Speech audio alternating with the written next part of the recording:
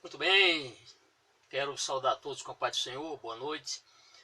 Vamos, a partir desse momento, estudar o nosso novo assunto, o vídeo número 52, que tem como assunto a cura de Naamã, baseado no seguinte texto, 2 Reis, capítulo 5, versículos de 1 a 19. Não há um texto paralelo em Crônicas, mas somente este relato é narrado aqui em 2 Reis, capítulo 5, versículos de 1 a 19. Vamos falar acerca da cura de Naamã. Quero lhe adiantar que esse estudo está uma bênção, vai edificar com certeza a sua vida, a minha vida, a vida de todas as pessoas que assistirem este nosso vídeo, essa nossa exposição. Se você tiver aí próximo a você um exemplar da palavra de Deus, se quiser compartilhar conosco, isso lhe fará muito bem. Então, abra sua Bíblia em 2 Reis, capítulo 5, versículos de 1 a 19.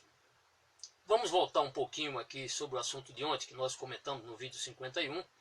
Nós falamos naquela ocasião sobre milagres durante um período de fome. Ali vimos o profeta Eliseu sendo usado por Deus para resolver ali aquela grande situação que foi criada naquele momento, questão ali dos profetas que foram preparar aquele ensopado, aquela sopa, aquele caldo, e de repente alguém colheu ervas venenosas e ali iria contaminar todo mundo. Aliás, um deles ali, percebendo o mau gosto na comida, logo gritou ali, exclamou, e ali o profeta Eliseu foi usado por Deus para que, através da farinha, a farinha foi apenas um símbolo, né, para materializar o milagre, porém nós sabemos que a ação daquele veneno foi anulada essa ação através da fé do profeta Eliseu no Deus que ele serve, no Deus que ele servia. Vimos em seguida que 20 pães deu para 100 homens comerem, sobrando ainda muitos pedaços. Por quê? Porque novamente o profeta Eliseu, usado por Deus ali, profetizou que não iria faltar pão, mas que todos iriam comer, se fartar, e ainda iria sobejar pedaços de pães. Isso de fato ocorreu, aconteceu. Vamos então falar, a partir de agora, acerca deste grande general do exército da Síria, o general sírio, o general Naamã, que tinha fama, tinha poder, tinha prestígio, porém era doente, tinha uma doença muito grave, essa doença chamada lepra, que hoje nós conhecemos como hanseníase. Hoje tem cura, mas naquela época não havia medicina suficiente para curar. Se não fosse a ação de Deus, um milagre, a pessoa provavelmente iria fatalmente morrer por causa dessa doença. Era uma doença terrível que acometeu algumas pessoas. Inclusive a lei prescrevia vários assuntos acerca tanto da detecção desta doença, né, como também era o que deveria acontecer com a pessoa quando esta fosse curada. Muito bem, vamos falar agora, a partir deste momento, a cura de Naamã. Está com a sua Bíblia aberta? Pois bem, 2 Reis, capítulo número 5, versículos de 1 a 19, tá bom? Abra aí. Primeiro vamos ao versículo 1. Neste versículo 1, nós vamos apresentar aqui o personagem que eu já adiantei, o nome dele é Naamã. Era um comandante de um exército estrangeiro, de um exército que não era o exército de Israel nem de Judá, mas era de um exército da Síria. A Síria, você sabe que ficava a nordeste, nós já falamos disso aqui, porém se você está começando agora o nosso estudo, a Síria ficava ali a nordeste de Israel, tá bom? A nordeste. Vamos lá. O versículo 1 diz assim: E Naamã, chefe do exército do rei da Síria, vou ler todo o versículo, depois iremos explicar por partes. E Naamã, chefe do exército do rei da Síria, era um grande homem diante do seu senhor, e de muito respeito, porque por ele o Senhor dera livramento aos sírios. E era este varão homem valoroso, porém leproso. Aqui está essa rápida biografia, uma sintética biografia, mostrando quem era esse personagem, o seu poder, a sua fama, porém o seu grande mal, a lepra que ele tinha. Então o texto começa mencionando o nome desse personagem, Naamã, chefe do exército do rei da Síria, ou seja, era um comandante do exército, ou ministro de Estado, ou numa linguagem de hoje, é um general 4 estrelas, general mais condecorado, podemos assim admitir. Então, era este homem comandante do exército da Síria. Já falamos sobre a Síria aqui várias vezes, mostramos que você não deve confundir a nação chamada Síria com a nação chamada Assíria. A nação chamada Síria, a capital era Damasco. E a nação chamada Assíria, a capital era Nínive, naquela época. Tá certo? Bem, então ele era podemos assim entender, um comandante do exército, o exército da Síria, um exército poderoso naquela época. Em algumas ocasiões, o exército da Síria, comandado pelo rei Ben-Hadad, ou Haddad, entrou em vários conflitos com Israel, sempre foi derrotado. E nós iremos então falar mais uma vez sobre este exército da Síria, ou sobre este comandante do exército da Síria. Naamã, chefe do exército do rei da Síria. A Síria, lembramos que a Síria, em algumas bíblias, trazem, no lugar de Síria, fala sobre Arã, ou o exército arameu, que é a mesma coisa, falamos aqui, já explicamos. Síria tem um antigo nome chamado Arã, certo? Ou os arameus, chamados sírios também. Algumas versões mais antigas, trazem este termo arameus, ou então Arã, no lugar da Síria. Era um grande homem diante do seu senhor, era um homem que gozava de um certo prestígio. O comandante da Síria era Ben-Hadad, o rei, aliás, da Síria era Ben-Hadad nessa época, e este homem chamado Naamã era um homem de prestígio diante do rei da Síria. E por quê? E o texto diz, e de muito respeito. Por quê? Porque por ele, veja só, por ele o Senhor dera ou concedera, aqui é Senhor, o nosso Deus, o Senhor dera livramento aos sírios, ou seja, há algumas vitórias que o exército da Síria obteve, não só lutando contra Israel ou até com outras nações.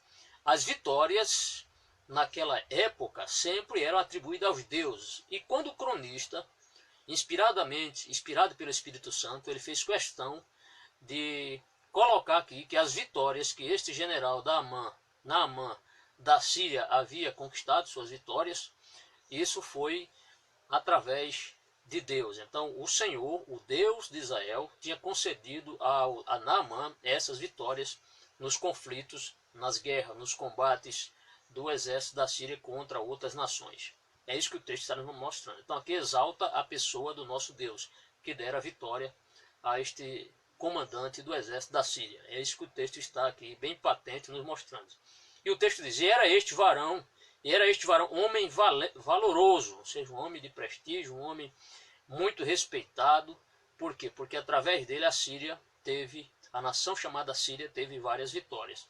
Porém, a Bíblia apresenta aqui, no finalzinho do versículo 1, mostra o estado de saúde deste homem. Porém, ele era leproso, era um homem que tinha lepra. Então, além disso, era um homem idólatra. Nós vamos ver que ele era um idólatra quando chegarmos no versículo 17. Estou adiantando porque aqui ele não fala que era idólatra, porém, quando chegarmos no versículo 17, veremos que ele era idólatra também. Além que é pior do que, porque era um problema no espírito, um problema na alma.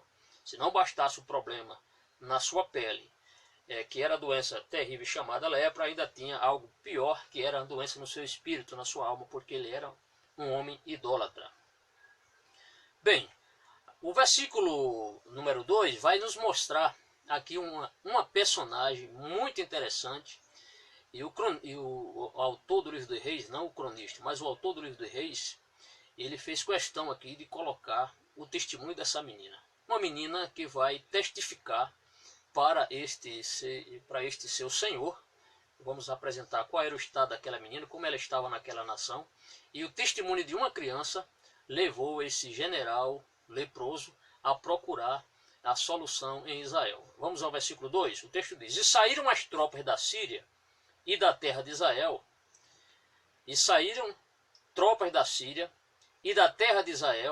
levaram presa uma menina. O que acontece? Num conflito, não sabemos qual desses conflitos, Israel envolveu-se com a Síria, e neste combate essa criança foi capturada, ou seja, eles pegam essa criança, capturam essa criança e levam essa menina como uma prisioneira de guerra. podemos assim admitir, porque antigamente havia essa questão, os exércitos que conquistavam outros podiam levar mulheres, as mulheres geralmente eram levadas para os haréns do rei, né? O harém do rei, como também as crianças eram levadas para servir como escrava, como serva naquela nação, nas famílias. Foi isso que aconteceu. Então, num conflito, não sabemos qual, essa criança foi capturada e essa criança foi trabalhar na casa deste homem leproso chamado Naamã, comandante do exército da Síria. E saíram tropas da Síria e da terra de Israel, levaram presa uma menina. Em algumas versões fala criança, que ficou ao serviço da mulher de Naamã. Então, a menina anônima, essa menina ela vai desenvolver atividades ali domésticas na casa da esposa de Naamã, ali como empregada, como serva. E aquela menina, ela vendo o estado do seu patrão, do seu senhor ali, mesmo sendo um inimigo, porque ela foi capturada, aquela criança, aquela menina deu um testemunho maravilhoso aqui.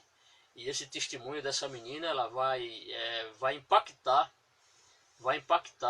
aquela família, a esposa de Naamã, e consequentemente vai levar Naamã a ir querer se tratar em Israel. Veja como é importante o testemunho de uma criança, de uma menina crente, uma criança que testificava acerca do Deus de Israel. Olha o que diz o versículo 3. E disse ela à sua senhora: tomara que o meu senhor estivesse diante do profeta que está em Samaria. Ele o restauraria da sua lepra. Então ela está aqui quase dizendo, olha, se o meu senhor estivesse em Israel, em Samaria, eu garanto que aquele profeta do Senhor iria curá-lo dessa lepra. Então veja o testemunho firme dessa menina.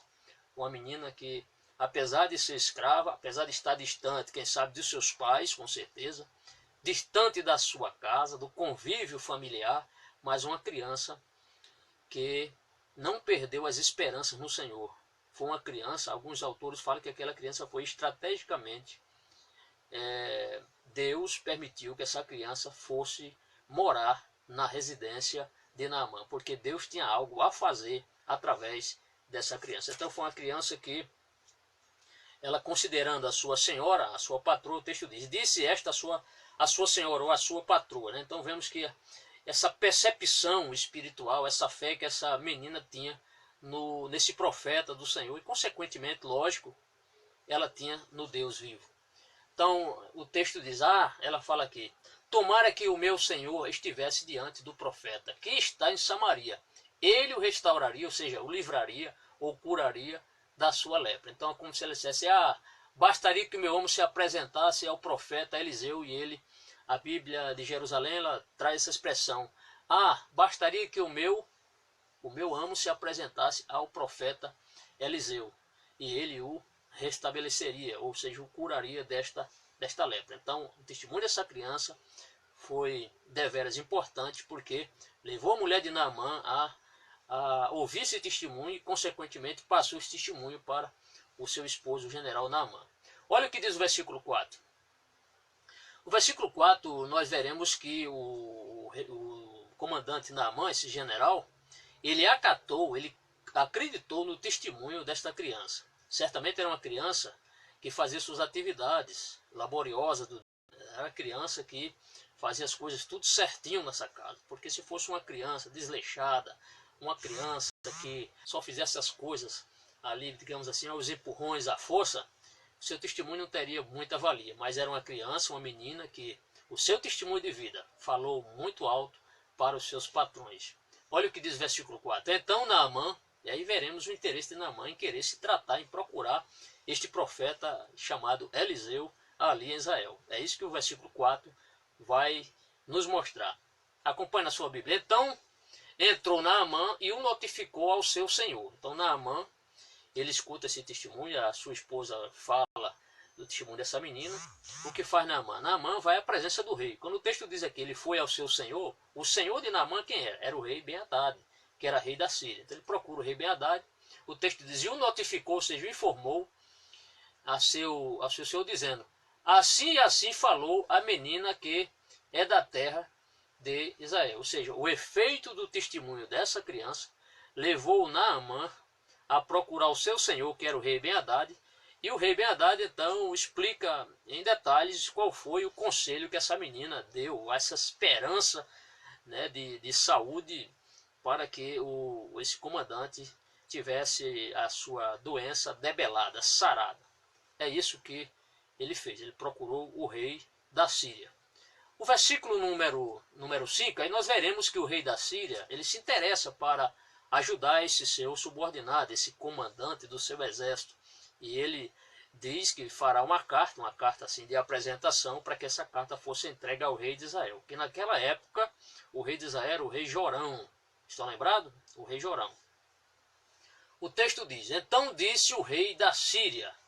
O rei da Síria escuta esse testemunho do general Naamã, e o rei assim fala: então disse o rei da Síria: vai, anda, e enviarei uma carta ao rei de Israel, que era o rei Jeorão, perdão. Jeorão é o rei de Israel, aqui é Jorão. Se eu falei Jeorão, eu quero aqui retificar, tá certo? Então o rei era Jorão e não Jeorão. Vocês não me confundem. De vez em quando troco Elias por Eliseu, eu confundo mesmo.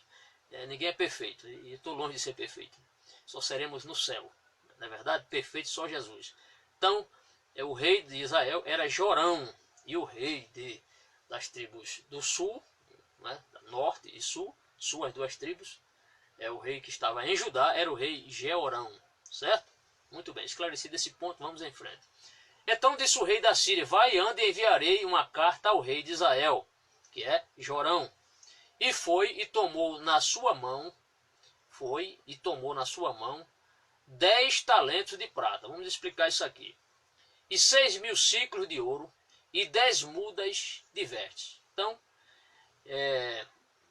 o Naamã, ele prepara presentes para levar para Israel. Ele queria, sendo curado desta enfermidade, ele queria presentear a Eliseu. Isso nós veremos, porque quando ele vai se encontrar com o rei, a Bíblia em nenhum momento mostra que ele ofereceu os presentes ao rei, apesar de ser algo natural, normal, os reis, quando visitavam outros reis, trazerem presentes, e ali havia essa questão de troca de presentes, principalmente quem vinha visitar trazia presentes. Mas não veremos em nenhum momento o comandante Naamã oferecendo esses presentes de bom grado pela visita ao rei Jorão. Ao contrário, nós veremos que esses presentes ele vai oferecer ao profeta Eliseu. Daqui a pouquinho nós falaremos sobre este ponto. Então, o texto nos mostra que o rei concorda com o envio do seu comandante da Síria para Israel. O texto aqui está nos mostrando. E mostra também o texto que ele prepara ali muitos presentes, e presentes valiosíssimos, caríssimos. Olha o texto aqui, olha o que a Bíblia diz: 10 talentos de prata. Considerando que cada talento pesava 34 quilogramas, então você multiplica por 10, lógico, chega a quantidade de 340 quilogramas de prata. Agora tem ouro também, não era só prata não. O texto diz: e 6.000 ciclos de ouro. Então, fazendo aqui as contas, dá cerca de 68 a 70 quilogramas de ouro. Então, era muito ouro. 6.000 ciclos de ouro. Muito ouro. Então, veja bem. Naamã ia levar um presente para Eliseu. Presentinho aqui, nada barato, né? Então, 340 quilogramas de prata, mais 70 quilogramas de ouro. Mas tem mais, não para por aí não. Olhe mais, os presentes ainda vão... E 10 mudas de vestes. Quer dizer, vestes? Mas que vestes? Vestes finas, ou seja, eram roupas de gala daquela época. Não era roupa de R$ 1,99, roupas baratas, não. Eram roupas caríssimas. É como se hoje fosse no shopping e procurasse roupa de marca. Era coisa ali de primeira linha, coisa boa mesmo. Certo? Então, esses fartos presentes para o comandante Naamã oferecer ali, como sendo curado, entregar estes presentes para o profeta Eliseu. É isso que o texto vai nos mostrar mais adiante. No versículo 6 nós veremos que o rei Ben-Hadad, ele fará essa carta de apresentação, para que o comandante do exército não chegue apenas com a sua cara ali, né, e a coragem, mas levasse uma carta é onde o seu rei iria redigir essa carta e apresentar ao outro rei. Vamos ver, ao versículo 6.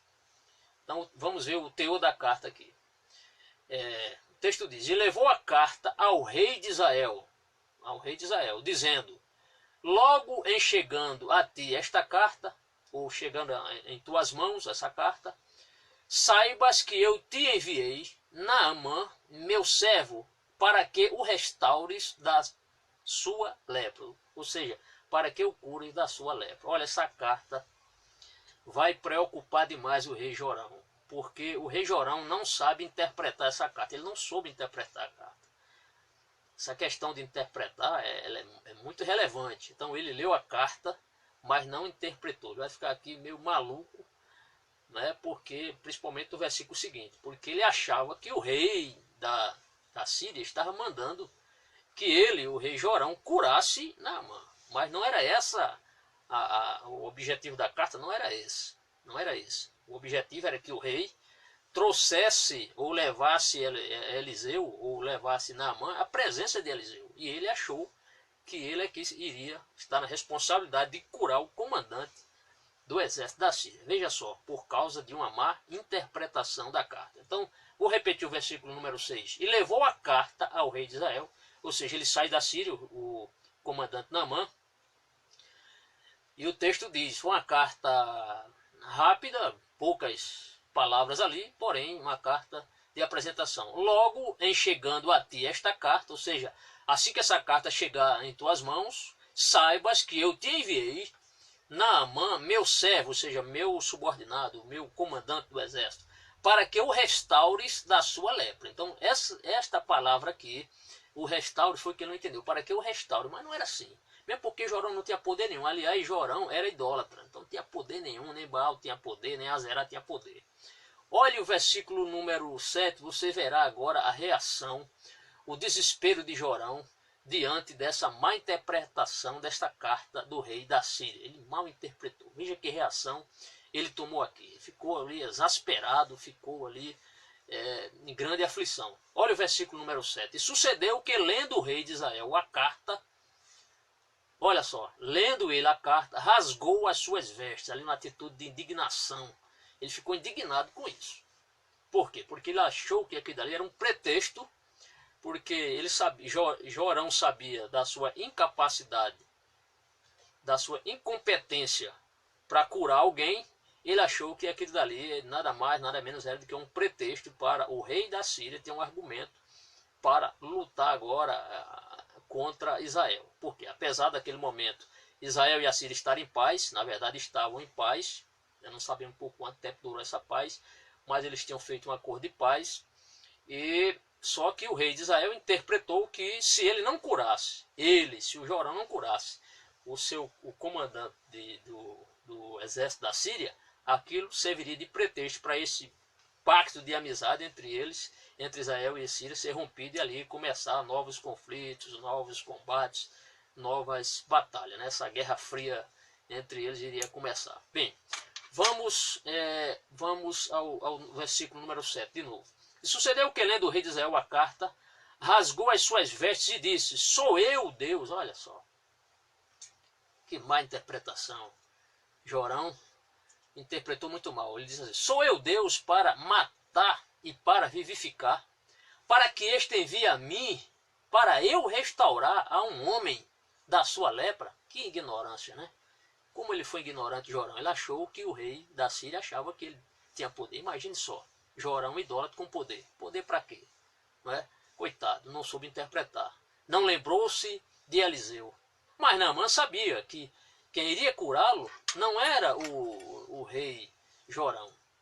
Ele sabia qual era, a quem ele deveria procurar. Infelizmente, não sabemos se ele leu essa carta em secreto, chegou em algum local, foi ler essa carta num local reservado. Primeiro, deve ter apenas lido a carta ali, não leu, né, na presença de Naamã, e ali teve essa preocupação, chegou ao ponto de rasgar as vestes. Geralmente as pessoas rasgavam as vestes quando estavam indignadas, quando alguém blasfemava, a pessoa se indignava, rasgava suas vestes. E ele diz assim: Sou eu Deus para matar e para vivificar, para que este rei da Síria, Ben-Hadad, envie a mim para eu restaurar a um homem da sua lepra. Aí ele diz, pelo que deveras notai, peço-vos, e vede que busca ocasião contra mim. Então ele busca um pretexto contra mim. Isso ele interpretou. Isso aqui é ocasião para ele começar agora a querer um pretexto para nós iniciarmos aqui uma guerra entre Israel e a Síria. Isso foi o que ele interpretou. Certo? Então ele estava redondamente enganado, o rei Jorão. No versículo número 8, aí nós veremos que Eliseu tomou conhecimento desta causa, dessa situação. As notícias correm muito rápido, apesar de naquela época não ter telefone, mas as notícias tinha mensageiro, os falatórios, imagine chegando uma comitiva, porque certamente o Naamã, quando saiu da Síria, ele não saiu sozinho, levou uma comitiva. Nós veremos isso aqui mais à frente. Mesmo porque havia questão dos assaltos. E o que ele estava levando de presente, ele levava prata, ele levava ouro, sempre foram objetos assim, desejados por muita gente, pelos ladrões, pelos assaltantes dos caminhos, com certeza já havia naquela época. Então ele se precaveu, ele levou uma comitiva, mesmo porque, mesmo que ele não levasse presentes caros, só a exposição de um comandante de um exército poderoso na época, sair a esmo, sair de qualquer maneira, seria realmente pedir a sua morte. Então não poderia, ele com certeza tinha a sua segurança pessoal, tinha seus agentes de segurança, seus agentes de inteligência naquela época, para assegurar a sua defesa pessoal. Então não poderia de forma alguma o comandante sair da Síria sozinho na caminhada, mas ele levou uma comitiva ali, bem pomposa ali com seus cavaleiros, e a segurança do próprio rei e a segurança dos objetos valiosos, que era prata, ouro e essas 10 vestes caríssimas.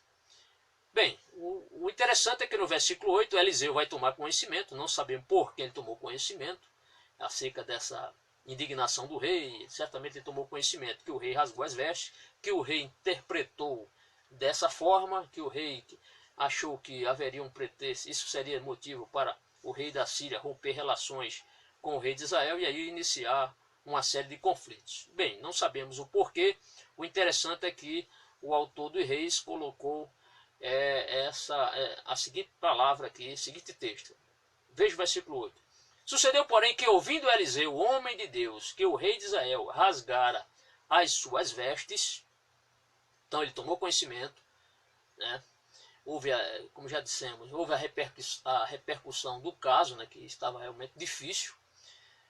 E o texto mostra. Ouvindo Eliseu, homem de Deus, que o rei de Israel rasgara as suas vestes, mandou dizer ao rei. Então Eliseu manda um mensageiro ao rei com a seguinte pergunta: por que rasgastes as tuas vestes? Por que rasgaste, Jorão, as tuas vestes? Aí ele diz mais, olha o recado. Deixai vir a mim, e saberá que há profeta em Israel. Deixa ele vir a mim, encaminhe-o para mim, envie-o para mim. Encaminhe-o para mim. E você saberá que há profeta em Israel.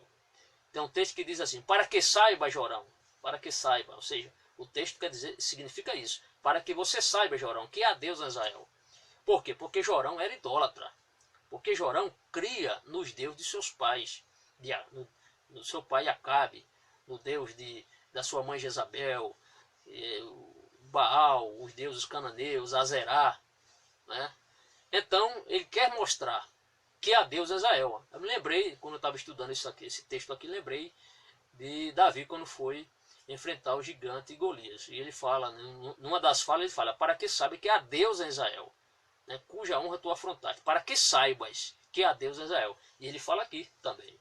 Então, encaminhe Naamã para mim, para que saibas, para que você tome conhecimento, Jorão, que há Deus em Israel.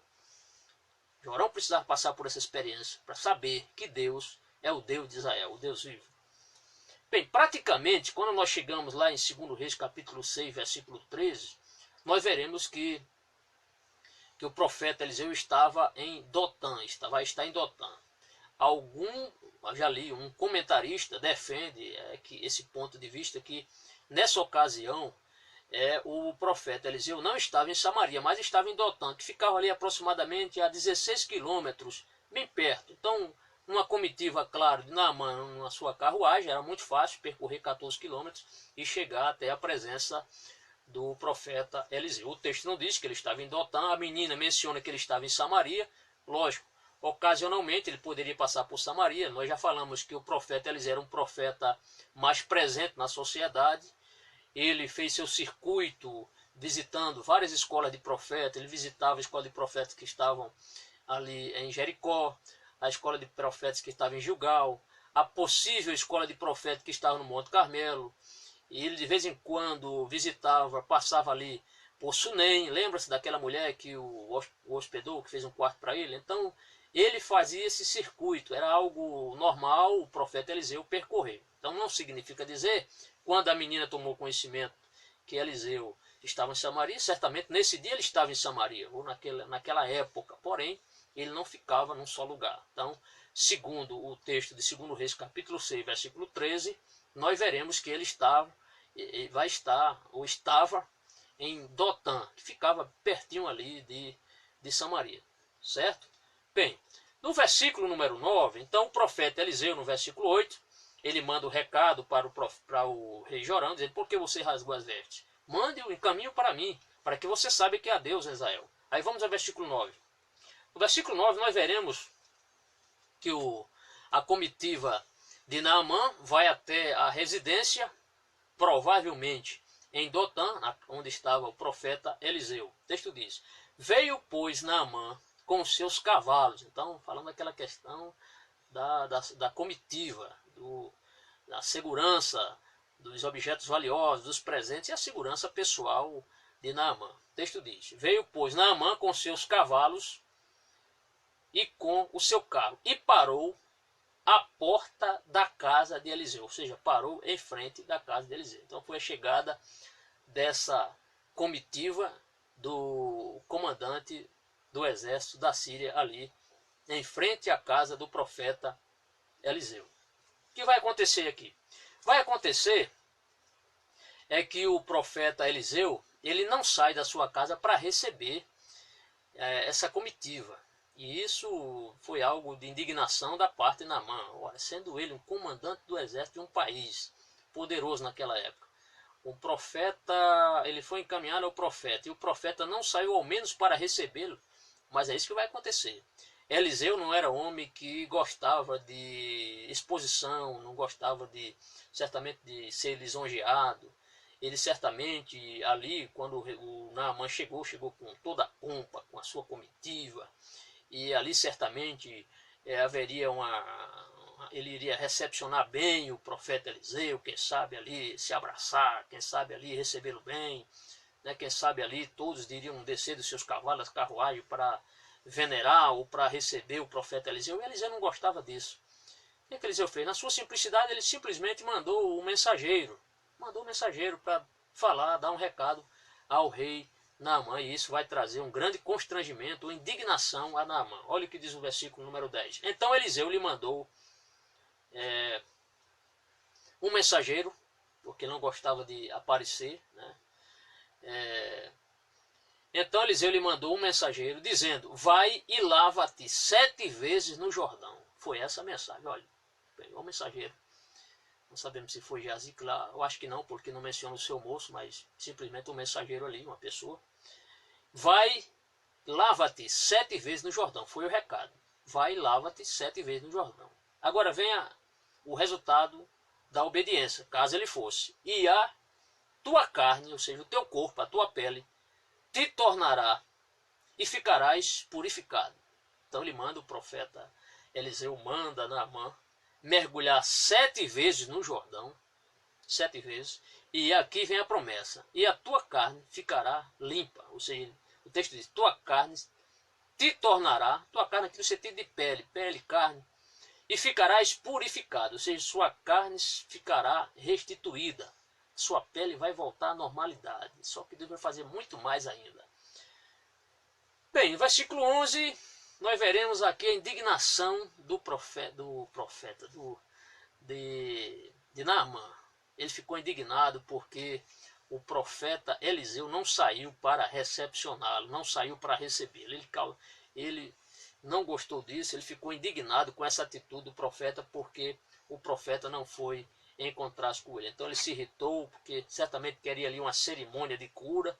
Ele queria que o profeta fizesse algo cerimonial, uma cura bem feita, com todo aquele ritual, mas o profeta não fez nada disso. O versículo 11 vai nos mostrar a indignação. Acompanhe. Porém, Naamã muito se indignou e se foi dizendo. Então o texto diz, eis que eu dizia consigo, ou seja, ele estava pensando, quando ele estava caminhando, saindo ali de Samaria em direção a Dotã, ele pensou consigo, quando chega lá, o profeta vai me receber, vai fazer isso, vai fazer aquilo. É isso que o texto vai nos revelar aqui. Então ele pensando consigo, como ele achava que iria ocorrer essa cerimônia da cura. Olha o que o texto diz. Eis que eu dizia comigo, certamente ele sairá, profeta, pôr-se-á em pé, e invocará o nome do Senhor seu Deus, e passará sua mão sobre o lugar, e restaurará o leproso. Veja que ele pensou e o profeta Eliseu não fez nada disso. Que decepção. Então ele ficou decepcionado, porque ele queria ser curado de acordo com as suas pretensões. Mas Deus não faz assim. Deus cura é de acordo com a sua vontade. O querer o efetuar é do Senhor e jamais será nosso. Então este homem aqui, Naamã, se decepcionou, saiu irritado, irritou-se, porque ele pensou uma coisa, como seria o ritual da cura. Porém, o profeta Eliseu não fez nada daquilo que ele tinha pensado, almejado, articulado, que o profeta iria fazer com ele. Ele achava que o profeta iria sair, ia recebê-lo bem. O texto diz ele ficar em pé ali na frente dele, invocar o nome do Senhor, seu Deus, e passará sua mão sobre o lugar. Olha, imagine, se havia, a lei já prescrevia, a lei alertava que quando alguém tivesse lepra, tinha que ficar afastado da sociedade. Imagine, você acha que Eliseu ia pegar num leproso para ficar cerimonialmente impuro? Jamais Eliseu iria sair, pegar, tocar no leproso. Por quê? Porque ele guardava a lei, certamente era um bom observador da lei, e jamais iria tornar-se impuro tocando na pele de uma pessoa leprosa. Certamente Naamã, por não ser israelita, não conhecia essas normas da lei, essas exigências da lei, as prescrições da lei mosaica. Ele ignorava isso, certamente ele pensou, mas pensou mal. Então o texto diz que ele pensava que o profeta iria passar a mão sobre a sua enfermidade, sobre o lugar da sua enfermidade, e restauraria o leproso. Então Eliseu não fez nada disso, não saiu fora da sua casa, mandou um mensageiro, certo? Bem, aí nós vamos agora para o versículo 12. No versículo 12, Naamã, ele começa a mostrar, continua a sua indignação. Por quê? Porque o profeta mandou Naamã mergulhar 7 vezes no Rio Jordão. E ele sabia o Rio Jordão como é. Ele sabia que o Rio Jordão era um rio lamacento, enquanto que na Síria lá tinha rios cristalinos e rios de águas limpas, águas claras. Então, olha, se ele me mandou mergulhar no Rio Jordão, por que não mandou eu mergulhar lá no meu país, lá na Síria, no rio de Damasco? São melhores do que esse. Olha o que diz o versículo 12. Não são porventura Abana e Farpa? Abana e Farpa era o rio daquela época, Os rios Abana e Farpa, rios de Damasco, melhores do que todas as águas de Israel? O texto mostra isso aí. Então ele ficou indignado, disse, olha, lá em Damasco nós temos rios de águas limpas. Por que não me mandou eu me lavar nesse rio? Nesses 2 rios lá que tem. Lá tem rio. E nessa água aqui, barrenta, lamacenta desse rio, do Rio Jordão. Mas como ele estava enganado? Porque era desígnio de Deus que ele se lavasse no Rio Jordão. Então ele estava totalmente enganado. Dizia que as águas lá eram limpas, mas Deus queria que ele mergulhasse no Rio Jordão. Muito bem, vamos à continuação do versículo. Então faltou humildade da parte deste comandante do exército da Síria, deste homem chamado Naamã. Vamos ao versículo seguinte. Então o texto, ele, na sua indignação, versículo 12, diz assim: Naamã: não são porventura Abana e Farpa, rios de Damasco, ou rios da Síria, melhores do que todas as águas de Israel? Não me poderia eu lavar neles e ficar purificado? Então, e o texto diz: voltou-se e se foi com indignação. Ou seja, ele vira as costas, ele chega a mencionar essa sua indignação. Antes ele tinha pensado, e ele argumenta isso, pensando ali, falando certamente com seus oficiais, ou com seus servos, o texto mostra. E ele diz isso, né? Não são rios de Damasco mais limpas, as águas mais claras, mais limpas? Por que eu tenho que mergulhar nesse rio lamacento? Não são rios de Damasco mais melhores do que o rio de Israel? Não me poderia eu lavar neles? Então, ele não entendeu ali o modus operandi do profeta, ou de Deus, né? Ele não entendeu. Ele quis usar com certeza a lógica, porque, segundo ele, olha, se eu estou com o corpo todo cheio de lepra, eu vou mergulhar em águas barrentas, lamacentas, vai piorar o meu estado. Seria melhor eu mergulhar em águas mais limpas. Ou seja, ele usou o argumento da lógica, mas para Deus não funciona. A lógica não funciona para Deus. O que funciona é a palavra de Deus, é a obediência a Deus. Essa sim é que funciona. No versículo número 13, aí nós veremos que os oficiais, vendo essa indignação do seu senhor, do seu comandante, eles aconselham ali a Naamã a desistir, deixar de lado esse orgulho dele. Claro que eles falaram ali com todo respeito, veremos ele que chama até ele meu pai, questão de respeito. E eles tentam dissuadir esse orgulho de Naamã para que ele se submetesse à palavra do profeta.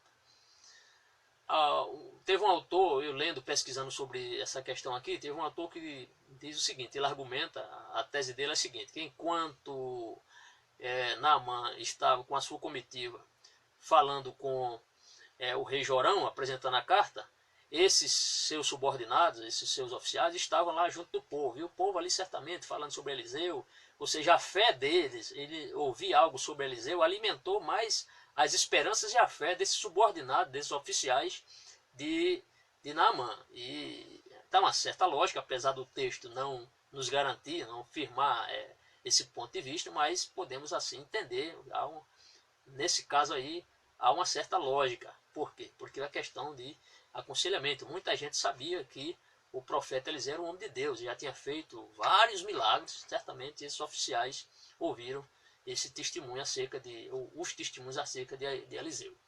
O versículo 13 vai concordar com esse nosso ponto de vista. Por quê? Porque eles vão aconselhar a Naamã a acatar aquela palavra do profeta Eliseu, ou seja, você deve mergulhar 7 vezes no Rio Jordão e a sua pele ficará limpa. Olha o que eles dizem. Então, chegando-se a ele e os seus servos, e lhe falaram, né, o seu conselho de oficiais, lhe disseram, meu pai. Então não confunda, não fique achando porque ele mencionou aqui meu pai que eles eram filhos de Naamã. Não é isso. A questão aqui é uma questão de respeito. É só isso, uma questão de respeito. Tratou eles como um pai. Meu pai, se o profeta te disser alguma grande coisa ou algo difícil, porventura não farias? Se ele tivesse mandado o senhor fazer uma coisa difícil para o senhor ser curado, o senhor não faria? Quanto mais uma coisa simples, só mergulhar no Rio Jordão. Tente ir lá, faça isso, não é nada, ele não pediu nada ao senhor, é impossível. Isso aqui é algo que o senhor pode fazer, né? Mergulhar é muito fácil. Então eles procuram dissuadir o orgulho de Naamã e ao mesmo tempo persuadi-lo a ele mergulhar no Rio Jordão. Olha o que diz o texto disso. Porventura não farias? Quanto mais dizendo-te ele, lava-te e ficarás purificado. Então eles souberam argumentar, tiveram controle ali, com todo respeito ali, eram subordinados a este comandante poderoso, mas nós vemos aqui que Naamã também era uma pessoa, apesar de ser um comandante, era alguém acessível, ou seja, ele permitia que o seu subordinado falasse com ele. Isso é algo relevante na vida de um comandante, ouvir o seu subordinado, porque nem todas as vezes o comandante acerta, às vezes pode estar equivocado. Versículo 14, nós veremos que Naamã, ele acatou esse conselho dos seus oficiais. Ele acata esse conselho, esse argumento dos seus oficiais. Olha o que diz o versículo 14. Então, desceu e mergulhou no Jordão. Então, Naamã escuta seus oficiais. Olha, não pediu nada difícil. Isso aí é fácil para o senhor fazer. O texto diz, então desceu e mergulhou no Jordão 7 vezes, conforme a palavra do homem de Deus. Então, às vezes fica imagine, eram 7 mergulhos, os seus oficiais vendo ali, ele tirando a sua armadura, tirando as suas vestes de comandante, e ele dando o primeiro mergulho, olhando, nada aconteceu, o segundo mergulho, nada aconteceu, o terceiro, nada aconteceu, o quarto, o quinto, no sexto foi aquela expectativa, e agora? Eram 7. No 7º mergulho, quando Naamã sai da água, o milagre acontece. Bendito seja o nome do Senhor. Deus é Deus. E a pele do rei, a Bíblia diz, tornou-se como pele de criança. Que Deus maravilhoso é esse nosso. Me emociono falando acerca desse Deus. Que poder maravilhoso do nosso Deus. Eram 7 mergulhos. O sexto com certeza causou expectativa, tanto dos que estavam observando como do próprio Naamã. Mas no 7º mergulho, ele levantou-se, saiu daquela água. E olha só o que o texto diz. O texto diz, então desceu e mergulhou no Jordão 7 vezes, conforme a palavra do homem de Deus, e a sua carne, ou seja, a sua pele, tornou-se como a carne de um menino, ou seja, como a pele de um menino, e ficou purificado. Outro texto diz, como pele de criança. Imagine só, a pele de criança, aquela pele bonita de criança. Eu estava meditando esse texto, imaginando agora, a única pessoa na Síria que era maior de idade, que era um comandante de um exército, que tinha a pele de criança, foi este general Naamã. Veja que Deus, como Deus é tremendo, como Deus é maravilhoso. Porque a palavra do nosso Deus se cumpre na íntegra. Aquilo que o profeta Eliseu falou, usado por Deus, isso realmente aconteceu. Glórias sejam dadas ao nome do Senhor. Por quê? Porque eram 7 mergulhos. O texto vai nos apresentar. O texto é muito claro, é claríssimo. Como a Bíblia mostra que a pele daquele general tornou-se como pele de uma criança. Uma criança. E ficou purificado. Purificado, ou seja, a lepra foi embora. Foi um duplo milagre. Por quê? Se não bastasse a doença ir embora, ele ainda ficou com a pele, como digamos assim, podemos dizer, 0 quilômetro, uma pele limpa, uma linda pele. Por quê? Porque foi o poder de Deus que fez. E Deus sempre faz muito mais do que aquilo que nós esperamos dele. Ele sempre faz o melhor. Jesus multiplicou pães, fez o melhor pão. Jesus multiplicou, fez que água se transformasse em vinho. Foi o melhor vinho, pode ter certeza. Foi o melhor vinho que já apareceu no mundo.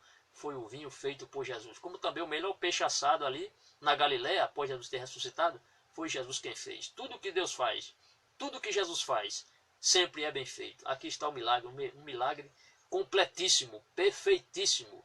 Por quê? Porque a palavra do nosso Deus se cumpre. No versículo 15, nós veremos que a comitiva do comandante Naamã, essa comitiva vai retornar para agradecer a Eliseu. Eliseu não foi. Eliseu simplesmente mandou o mensageiro, deu o recado e continuou seus afazeres, no seu labor, no dia a dia na sua casa. Ele não acompanhou a comitiva para ver se realmente Naamã ia cumprir. Ele deu o recado. Só que essa comitiva,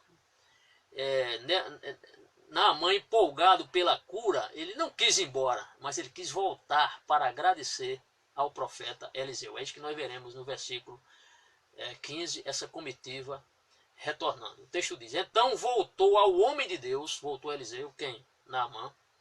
Ele, toda a sua comitiva, ou seja, aquele séquito, comitiva ou séquito, retornou e veio e pôs-se diante dele. Interessante agora é o seguinte, agora Eliseu estava lá para recebê-lo. Por quê? Porque ele agora estava limpo. Eliseu agora podia tocar nele, botar a mão em cima do ombro dele, não tinha problema, porque ele estava agora purificado. E o texto mostra e veio e pôs-se diante dele. Não foi Eliseu que veio à presença de Naamã, mas Naamã procurou Eliseu e ficou na frente dele. E disse, olha que testemunho maravilhoso agora aqui, testemunho de um gentil, testemunho que muitos israelitas não deram acerca de Deus, esse homem vai dar. Olha só o que diz a Bíblia. Eis que tenho conhecido que em toda a terra não há Deus senão em Israel. Olha só. O general é um homem que tinha uma vivência regional, tinha uma vivência nacional, tinha uma vivência internacional. O comandante do exército daquela época, ele conhecia a região, conhecia nações, e ele diz aqui, olha, por onde eu andei, eu nunca vi um Deus como esse. É isso que ele está mostrando. Eis que tenho conhecido que em toda a terra não há Deus senão em Israel. Lá onde ele morava na Síria e Damasco, tinha os deuses. Nós veremos aqui o Haddad-Rimon, um dos deuses do panteão da Síria. Mas ele estava mostrando com esse testemunho que os deuses da Síria de nada valiam, os das nações não eram nada. O que valia era o Deus de Israel, o Deus que ele curou. Esse é que é Deus verdadeiro. Olha que testemunho maravilhoso. Eis que tenho conhecido que em toda a terra não há Deus senão em Israel. Testemunho glorioso. Agora, pois, ele fala, agora, pois, te peço que tomes uma bênção do teu servo, ou seja, aceite um presente, ou os presentes. Tomar uma bênção, né? Muita gente, às vezes, vai para a igreja e quer uma bênção, às vezes, bênção financeira, né? Mas bênção, as melhores bênçãos são as bênçãos espirituais. Veja só, a tentação desse homem aqui para o profeta Eliseu. Ele disse, olha, eu quero lhe recompensar. Ele estava dizendo, ó, pois, o texto diz, agora, pois, te peço que tomes uma bênção do teu servo. Olha, que chamou ele de servo. Imagina agora um comandante de um exército, diante do profeta, reconhecendo que não era nada, não passava de um servo. Ele diz agora para Eliseu, teu servo. Isso é Deus que faz, é Deus que exalta. Veja só, então, dá esse testemunho. Ele diz, agora, pois, peço-te que tomes uma bênção do teu servo, ou seja, aceite presentes. E que presentes eram? Sabe quais eram os presentes? 340 kg de prata, 70 kg de ouro, 10 roupas da melhor daquela época, 10 roupas de galho, veste de galho. Mas você pensa que Eliseu se deixou levar pela tentação dos presentes? Olha o dedinho. Eliseu não aceitou, era homem de Deus. E esse ato de Eliseu não ter aceitado os presentes foi outro testemunho que levou à conversão. Aí nós veremos ainda. Com esse testemunho de Naamã, podemos dizer que ele já estava convertido ou convencido que o verdadeiro Deus é o Deus de Israel. Mas com esse testemunho, essa negação do profeta Eliseu em não querer esses presentes e não aceitar essas ofertas, ali fez com que o profeta, fez com que o Naamã, ele cresce ainda mais no Deus de Eliseu. Se ele tivesse aceitado esses presentes, certamente ele poderia voltar para a Síria e teria dito, eis que enriqueci a Eliseu. Está lembrado lá de Abraão, que rejeitou os presentes lá do rei? Abraão não quis, por quê? Porque senão ele ia dizer, eis que enriqueci Abraão. Então, Eliseu conhecia a história, Eliseu não queria presentes. Olha o que ele diz assim, olha o que ele fala.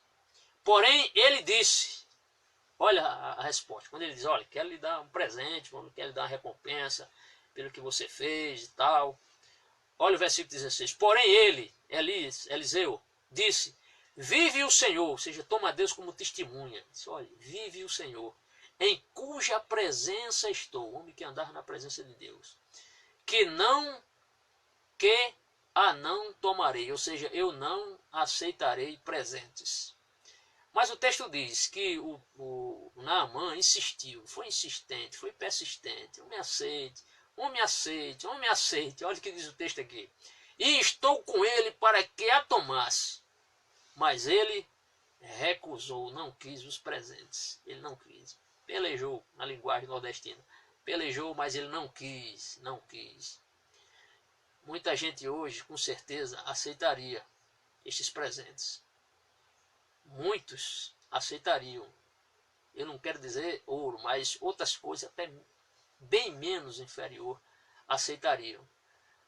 Mas o profeta de Deus conhecia o Deus que ele servia e sabia que sua recompensa estava no céu. Olha o que o texto mostra aqui. Então, e outra coisa, Eliseu era um homem pobre.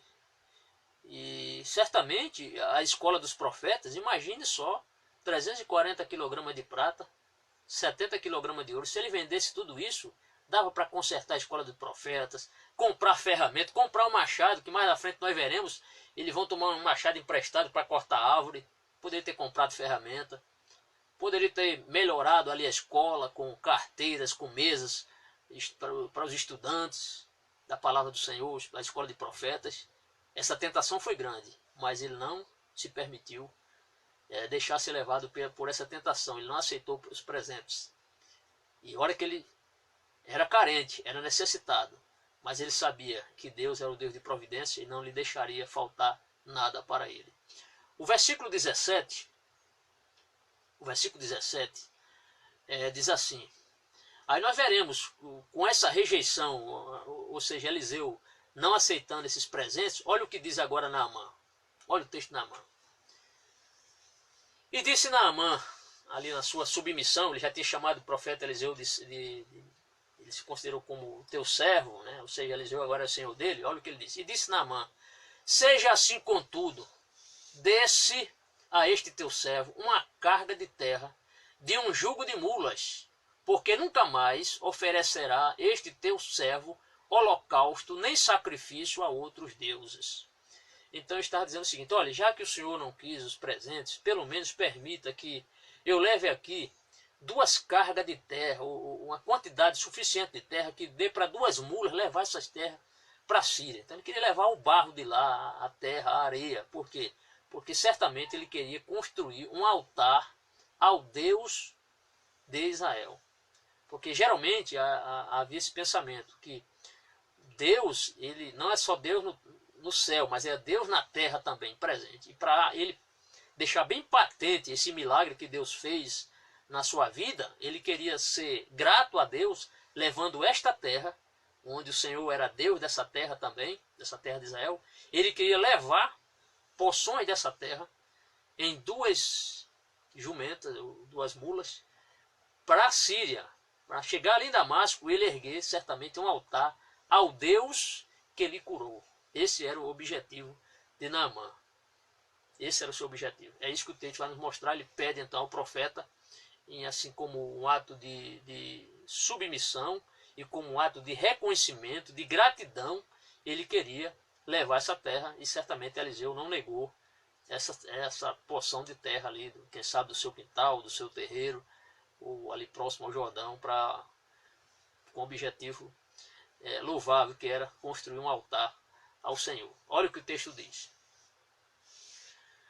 Então ele diz, mais interessante a parte B do versículo, quando ele diz assim, vamos ler o versículo 17, que está maravilhoso aqui o estudo. O texto diz: e disse Naamã: seja assim, contudo, desce a este teu servo uma carga de terra, seja de barro, né, de um jugo de mulas, porque nunca mais oferecerá este teu servo holocausto nem sacrifício a outros deuses. Aí entra naquela palavra que nós falamos, que ele também era idólatra, está lembrado? Porque antes Naamã oferecia sacrifícios aos deuses da Síria, aos deuses de Damasco, aos deuses de seu rei, Ben-Hadad. Então o texto é muito claro, um testemunho mais franco do que esse, mais claro do que esse. Aqui o texto por si só já mostra que Naamã foi uma pessoa idólatra, além de ser alguém doente no seu corpo, na sua alma, no seu espírito, era também alguém doente, porque era uma pessoa idólatra. E o texto aqui é bem claro: porque nunca mais oferecerá este teu servo, novamente ele se considera como servo de Eliseu, holocaustos, vamos ver, nem sacrifício a outros deuses. Então ele sacrificava aos deuses da Síria, praticamente a Hadad e Rimon. É isso que nós veremos em seguida. E ele, no versículo 18, aí ele se lembra o seguinte: porque quando o rei Ben-Hadad ia oferecer sacrifício aos deuses da Síria, este rei Ben-Hadad se escorava, se apoiava, quando ajoelhava, quando se prostrava diante da divindade dele lá, ele se apoiava nesse comandante dele, que era a pessoa de confiança dele. Então, por que o rei se prostrava ali? Porque o rei cria nos deuses, nesse deus Haddad-Rimon. Na versão corrida só fala sobre Rimon, mas o completo é Haddad-Rimon. Ele queria alguém da sua confiança, porque alguém poderia matar o rei. Por isso que ele se escorava na mão ou no braço do rei, do braço do comandante Naamã, quando ele ia se prostrar aos deuses. E o Naamã, ele teve esse cuidado, veio a sua lembrança, e ele revela isso para Eliseu, que se por acaso ele estivesse, todas as vezes que ele fosse com seu rei, para o rei se prostrar, ele não estava oferecendo sacrifício nenhum, nem estava servindo a este Deus, mas estava apenas cumprindo o seu dever cívico, o seu dever como um militar ali, subordinado a seu rei. É isso que o texto, no versículo 18, vai nos revelar. Olha o que diz. Nisso perdoe o Senhor a teu servo. O Senhor aqui é Deus, tá? Então ele pede que quando, veja só, nisso perdoe o Senhor ao teu servo. Aí ele fala, quando o meu Senhor, quer dizer, quando o rei Ben-Hadad, o rei da Síria, entrar na casa de Rimon, ou no templo de Rimon, que era o deus, um dos deuses lá de Damasco, da Síria, para ali adorar, e ele se encostar na minha mão, ou seja, e ele se apoiar no meu braço, eu também me tenha de encurvar, ou seja, de me prostrar na casa de Rimon. Quando assim me encurvar na casa de Rimon, nisso perdoe o Senhor a teu servo.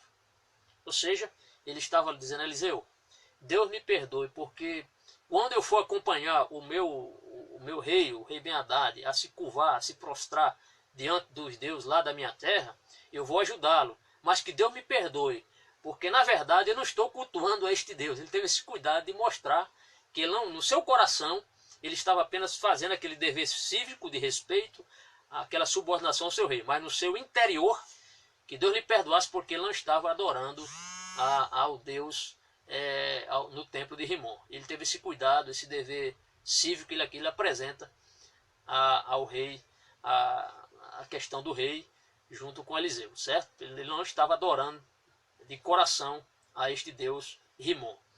Aí Eliseu diz assim, e ele disse-lhe, vai em paz, vai em paz.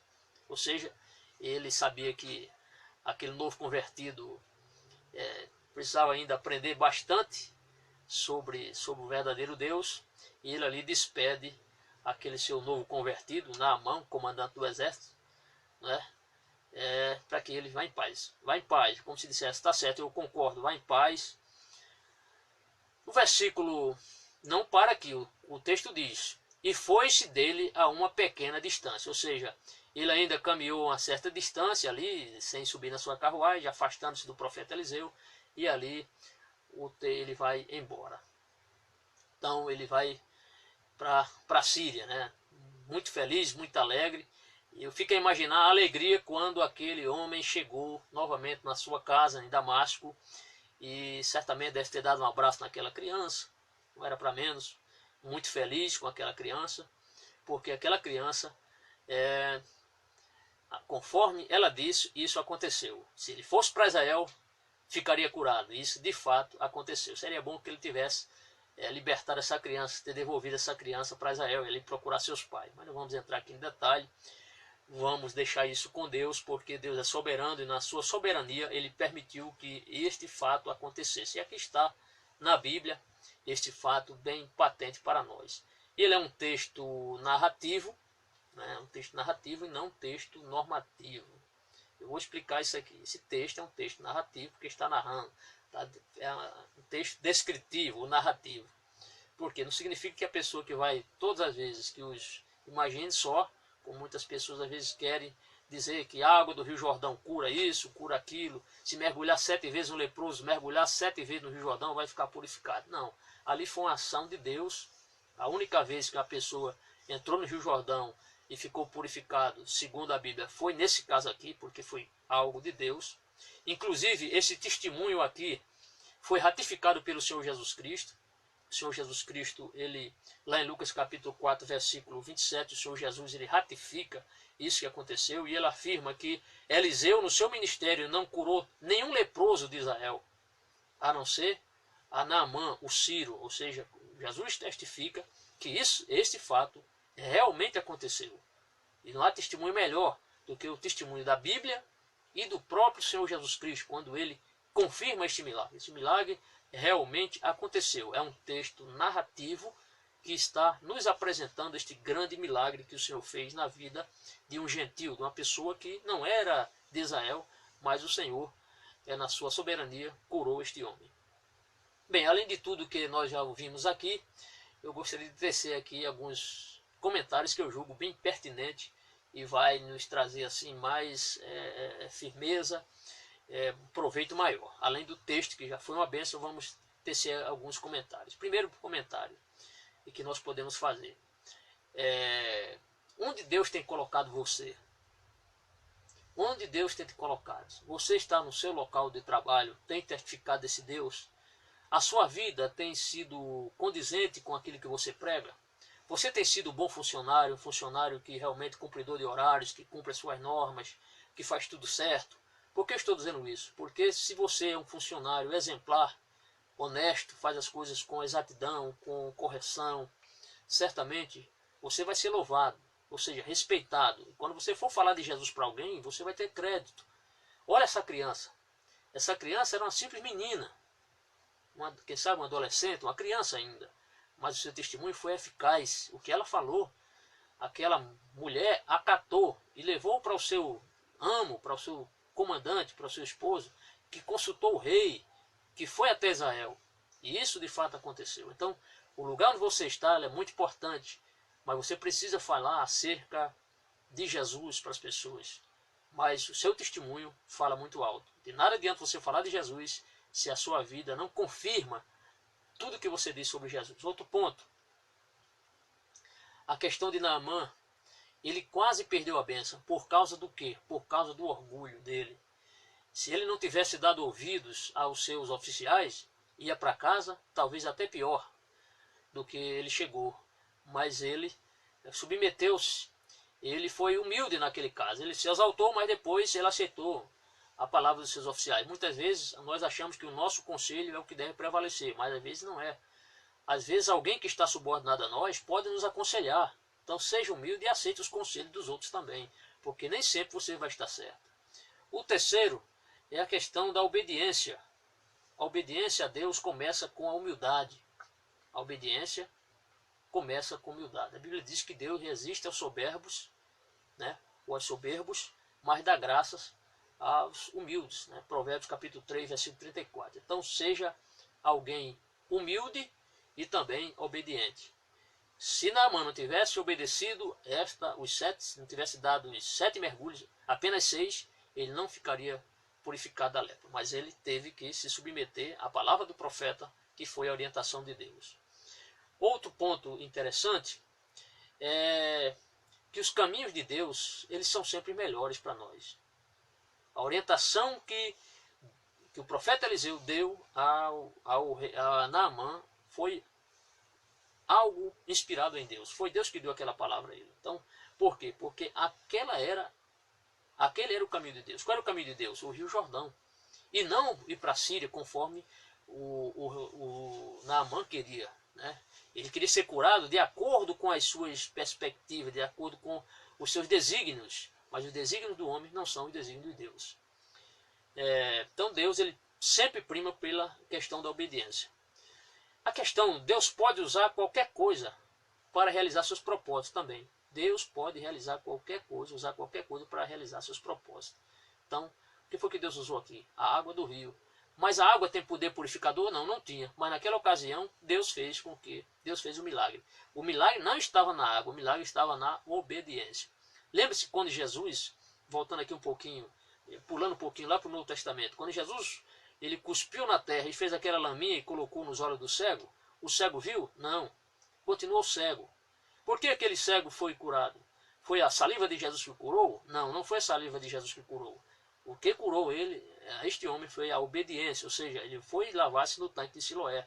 Se ele não tivesse se lavado no tanque de Siloé, ele continuaria cego. Se ele tivesse lavado os seus olhos na primeira esquina, alguém ofereceu um copo d'água, ele pegou aquela água e lavasse, ele ficaria cego. Por quê? Porque não era a saliva de Jesus que iria curar, mas a obediência é algo fundamental. Ele precisou lavar-se né? Lavou seu rosto e voltou vendo. Por quê? Porque a obediência, o caminho de Deus, era o tanque de Siloé. Outro ponto que eu acho importante é o seguinte: aquela atitude de Naamã em relação a este seu Deus aqui, o seu Deus que chama-se Haddad Rimon.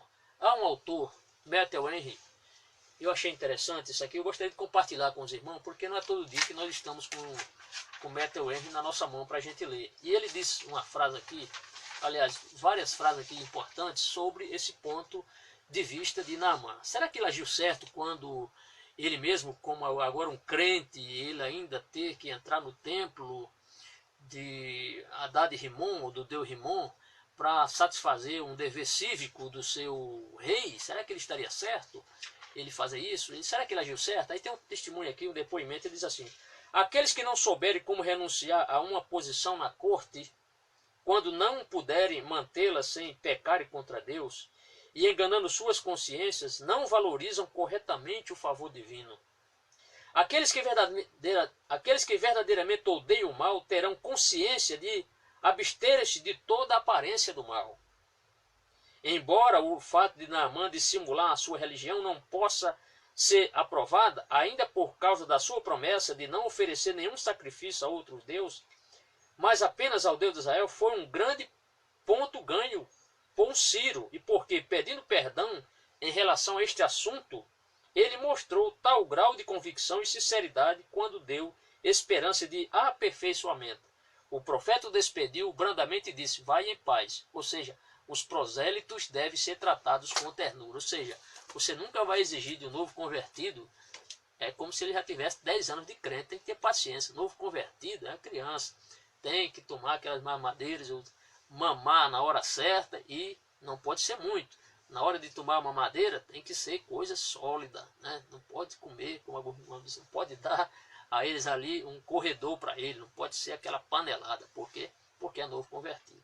Tá certo? Que Deus em Cristo abençoe e dê graça. E amanhã, se Deus nos permitir, nós vamos falar sobre a ganância de Geazir. Por quê? Porque, não vou adiantar aqui, mas você conhece a história, mas nós vamos trazer aqui esse estudo, porque infelizmente a ganância de Geazir pôs fim à sua vida espiritual. O profeta Eliseu rejeitou os presentes, mas alguém aqui não vai rejeitar os presentes. Como é terrível a ganância, a mentira. Então, infelizmente, Geazir não entrou pelo caminho da obediência. Teve tanto tempo, poderia ter sido um aprendiz ali, passar muito tempo ali ao lado de Eliseu, como ele teve o privilégio, mas não se converteu. É como Judas Iscariote, viveu tanto com Jesus ali, mas não se converteu. Eu espero que você seja um crente convertido, abençoado, mas para nós sermos abençoados, nós precisamos obedecer ao Senhor. Obedeça ao Senhor e com certeza as bênçãos virão. Que Deus em Cristo os abençoe. Em nome de Jesus. Amém.